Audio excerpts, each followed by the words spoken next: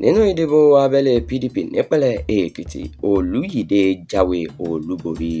Dókítà Wọlé Oluyede ti jáwé olúborí nínú ìdìbò abẹ́lé nínú ẹgbẹ́ òṣèlú PDP gẹ́gẹ́ bí olùdíje fún ipò gómìnà ìpínlẹ̀ náà. Olùdíje bíi mẹ́rin ni ó jẹ́ ojúgbà Oluyede, àmọ́ tí gbogbo wọn padà jìrẹ́ àwọn olùgbẹ́bẹ̀.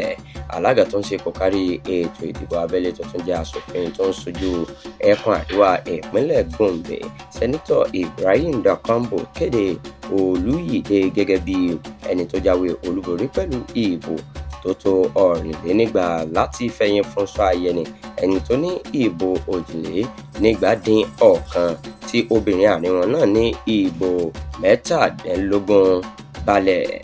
Nígbà tó ń sọ̀rọ̀, Peter Ọbáfẹ́mi ní ìdí tó ń fi ju okùn ìdíje lẹ̀ kì í ṣe nítorí ìmọ̀ ara ẹni nìkan o, bí kò ṣe pé kí àlàáfíà lè jọba. Oluyede wá dúpẹ́ lọ́wọ́ gbogbo ọmọ ẹgbẹ́ òṣèlú náà fún àtìlẹ́yìn wọn eléyìí tí kò lẹ́gbẹ́.